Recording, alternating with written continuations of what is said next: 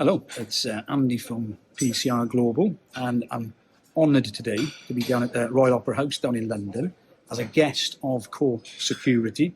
I've come down today to listen to Figen Murray. Everybody who knows me knows I talk about risk assessment. The motto of PCR Global is don't trust it, test it.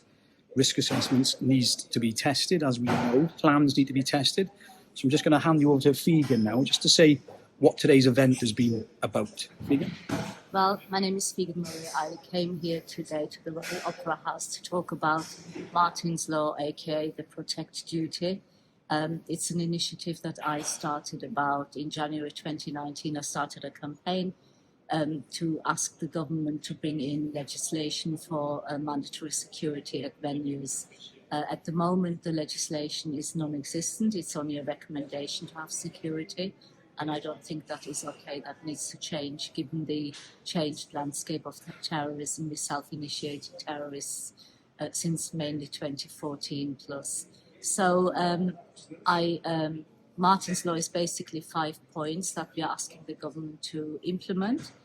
First of all, it is basically that you do the free of charge ACT e-learning training, which is available at Highfield on the Protect UK website or UK Protect website. I never know which way around it is. But that's available there. It's 45 minutes of your time, and it is absolutely precious time, the best time ever you'll spend, because it might be really useful. We are asking people to do a risk assessment of their premises, both inside and outside. And we strongly advise you, when you do that risk assessment, think like a bad person, like a terrorist.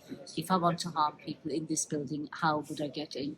And that helps you get a totally different mindset to normally when you will go in. We also ask people to, whatever they find out in their risk assessment as a risk, we're asking in point 3 to mitigate them, deal with the risks.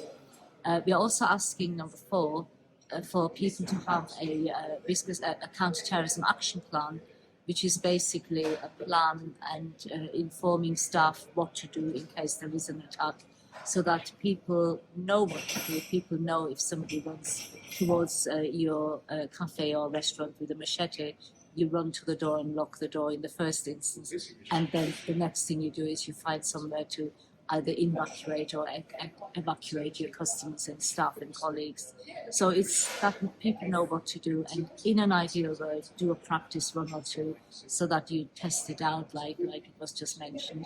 And finally, that the local authorities in your area are actually prepared to support any counter-terrorism action plans in the area.